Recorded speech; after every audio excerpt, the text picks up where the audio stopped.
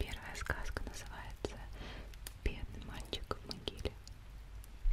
Звучит многообещающе, правда?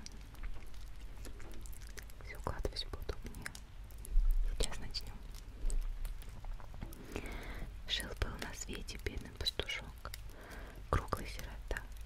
Властями был он пристроен в дом к богатому человеку, который должен был его кормить и воспитывать. Но этот богатый человек и его жена были люди злые, при богатстве своем были и скупы, и неприветливы, и дрожали над каждую свою крошку. Бедный мальчик, как ни старался, все не мог ему угодить. Они плохо его кормили и много пили. Однажды пришлось ему дорожить на сетку с цыплятами. Та как-то пробралась с цыплятами через искры, и вот упал на нее сверху коршун и мигом ее утащил. Мальчик стал кричать, что есть мочи: вор, вор, злодей. Но это, конечно, ни к чему не привело. Коршун не вернул свою добычу. Прибежал на крик хозяин, и когда узнал, что его курица похищена, он пришел в такую ярость, что избил несчастного мальчика жестоко, так, что тот 2 дня и шевельнуться не мог. Пришлось ему бедному присматривать за цыплятами без наседки, и это было чрезвычайно трудно. Один бежал туда, другой сюда. Вот и вздумалось ему их вместе привязать на одну веревку. Всех вон, или их хотя бы коршун не унесет. Не тут-то было. 2 дня спустя, в то время, когда он заснул, изморившись беготней и голодом, хищник слетел сверху, схватил одного цыпленка, а так как другие были к нему привязаны, то утащил за ними и остальных, присел на дерево и всех их растерзал по очереди. Хозяин, как пришел домой и узнал об этой беде, озлился на мальчика и бил его немилосердно, так, что тот много дней сряду должен был пролежать в постели. Осуждаю. Когда он поднялся на ноги, хозяин сказал ему: «Пасти птицу ты не годишься, слишком ты глуп для этого. Ты будешь у меня рассыльным». Вот и послал он его к судье с корзиной винограда и письмом. На пути голод и жажда так мучили бедного мальчика, что он не выдержал и съел 2 кисти винограда. Принес корзину судье, тот прочел письмо, засчитал кисти и говорит: не достает 2. Мальчик совершенно откровенно осознался, что от голода и жажды съел 2 кисти. Судья написал хозяину письмо и потребовал еще столько же винограда. И этот виноград с письмом же хозяин поручил мальчику отнести к судье. И опять бедняка так страшно мучил голод и жажда, что он не мог воздержаться и опять съел 2 кисти. Но предварительно он вынул хозяйское письмо из кармана и подложил его под камень, а на камень сам сел, чтобы письмо не могло подсмотреть и выдать его. Но судья опять стал его допрашивать о недостающих кистях. «Ах, как это вы узнали?» — спросил мальчик. «Письмо не могло этого знать, ведь я его под камнем продержал». Судья посмеялся в простоте мальчика и отправил его к хозяину письмо, в котором он уже написал, что бедного мальчика следует содержать получше, так, чтобы он не ощущал недостатка в пище, ни в питье, а также неплохо было бы научить его пониманию того, что хорошо, что дурно. «Я тебя сразу научу разницу между хорошим и дурным», — сказал мальчику его суровый хозяин. «Коли ты хочешь есть, так ты работай, а коли что дурное сделаешь, так я тебя палкой проучу». На следующий же день хозяин поставил мальчика на тяжелую работу. Он должен был срезать 2 большие вязки соломы на корм лошадям. При этом хозяин пригрозил ему: через 5 часов вернусь, и если солома не будет срезана, то буду бить тебя до полного изнеможения. Затем мужик с женой, служанкой и слугой ушли на ярмарку, а мальчику оставили всего только небольшой кусочек хлеба. Мальчик принялся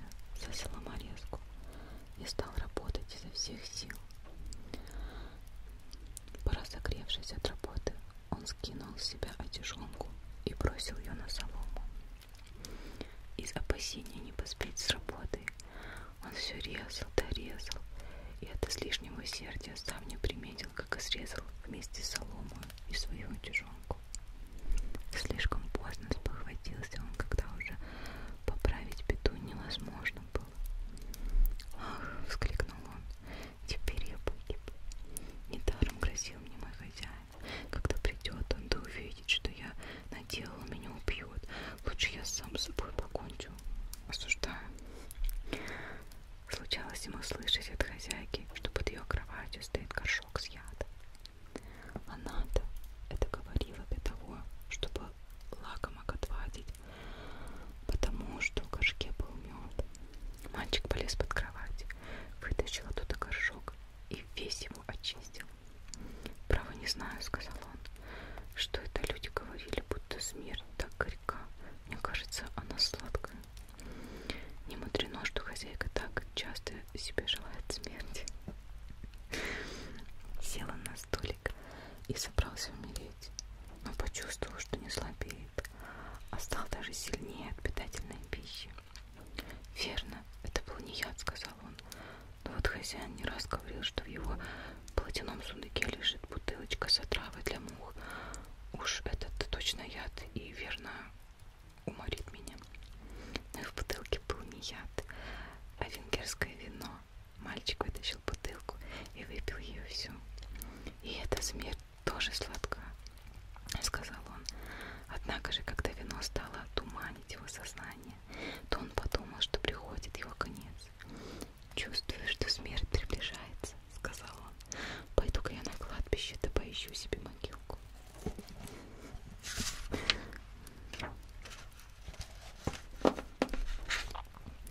Побежал он на кладбище и лег в свежевырытую могилу. А между тем сознание утрачивалось все более и более. Тем временем поблизости в гостинице шло свадебное пиршество. Несчастному, когда он заслышал музыку, показалось, что он уже вступает в рай. И так казалось, пока сознание его не затуманилось окончательно. Бедняк не очнулся более. Горячее вино ударило ему в голову. Холодная ночная роса довершила остальное. Он умер и остался в могиле, в которую сам лег еще при жизни. Когда хозяин узнал о смерти мальчика, он перепугался и стал опасаться того, что его потащат в суд, и такой страх его забрал, что он без чувств на землю пал. Жена, которая на кухне поджаривала на огне полную сковороду сала, бросилась на помощь мужу. А тем временем сало застыло. От сала занялся и весь дом, и через несколько часов уже лежали на месте его груды пепла. И вот, мучимые угрызениями совести, они должны были провести остальные годы жизни в бедности и ничтожестве. Интересная сказка. Что ты об этом думаешь? Я думаю, что одной сказки на вечер будет маловато, поэтому давай я прочитаю тебе еще одну. Хорошо? Называется «Настоящие невесты». На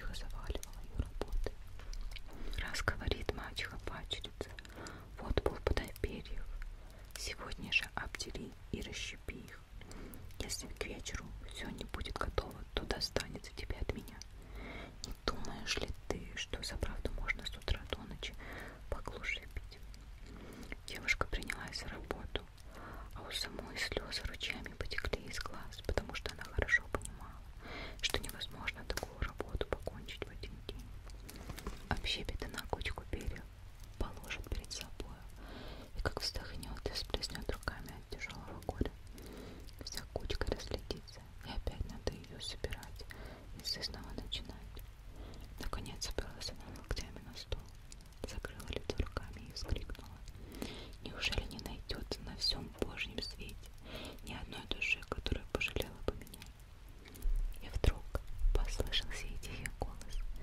«Утешься, дитя мое, я пришла к тебе на помощь». Девушка подняла голову, а перед ней стоит старушка. Ласково взяла она девушку за руку и сказала: «Расскажи мне, что тебя сокрушает?» Девушка, не задумываясь, рассказала ей о своей печальной жизни, как на нее налагают работы не по силам. «А если я не ощипаю всех эти перья к вечеру, то мачеха прибьет меня, потому что она грозилась мне этим, и я знаю, что обещание на свое исполнит». Тут она опять залилась слезами, но старушка сказала: «Не горюй, дитятка, ляг-ка да отдохни, а я уж тут покончу твою работу». Девушка послушалась, легла и крепко заснула, а старуха села за стол и принялась обдирать перья. От работы-то у нее загорелась, едва касались ее пальцы перья, стежки так и летели в одну сторону, а пух в другую. Скоро все полпуда были ободраны. Когда девушка проснулась, видит, лежат на столе белоснежные кучи пуха. В комнате все выметено, вычищено, а старушки как не бывало. Поблагодарила она Бога и спокойно сидела до вечера. Вошла мачеха и остолбенела, когда увидела, что вся работа покончена. «Видишь, колода ты эдакая», — сказала она, — «что ты можешь сделать, когда захочешь быть прилежной? Ну что ж ты не принялась за другую работу? Чего сидишь, сложа ручки?» Хотя мачеха ворчала: «А эта тварь может кое-что и сделать. Не все и даром хлеб жевать. Задам-ка я ей работку потруднее». Наутро кликнула мачеха девушку и говорит ей: «Вот тебе ложка, вычерпай ей до дна пруд». Что в саду? А не вычерпаешь к вечеру, сама знаешь, что тебе за это будет. Взяла девушка ложку, смотрит, а в ложке дырочка проверчена. Впрочем, и без того, где же ложкой-то пруд вычерпать? Однако она тотчас принялась за работу. Встала на колени, перед прудом начала из него черпать, а слезы так и льются в пруд. Но добрая старушка и тут явилась к ней, узнала, о чем девушка сокрушается, и сказала: «Не горюй, дитятка, пойди-ка приляг на травку, да засни немного, а я уж сделаю всю твою работу». Девушка ушла, а старушка, оставшись одна, только прикоснулась к пруду. Вдруг поднялась вся вода туманом к небу и слилась с облаками. Пруд совершенно высох, и когда девушка проснулась перед вечером и пошла к пруду, то увидела, что пруда нет, только на дне рыба плещется в тени. Она побежала за мачехой и сказала ей, что дело сделано. «Что так поздно? Давно бы работу кончить!» — закричала мачеха со злостью, уже задумывая новую работу. На третье утро мачеха опять позвала девушку и сказала: «Вот в той долине выстрой мне богатый замок, да смотри, чтоб к вечеру все было готово». Испугалась девушка и вскрикнула: «Как я могу такую работу сделать?» «Молчи!» — закричала мачеха. «Терпеть не могу споров. Умела дырявой ложкой пруд вычерпать до дна, так сумеешь же замок выстроить. Сегодня же я хочу туда переехать, а коли чего-нибудь не достанет в кухне или погребе, сама знаешь, какое тебе достанется наказание». И она прогнала падчерицу с глаз долой. Пришла девушка в долину, а там скала на скалу наворочена. Попробовала было сдвинуть она самую маленькую с места. Куда там? Села девушка и залилась слезами, хоть и надеялась немного на помощь доброй старушки. Та и не заставила себя ждать.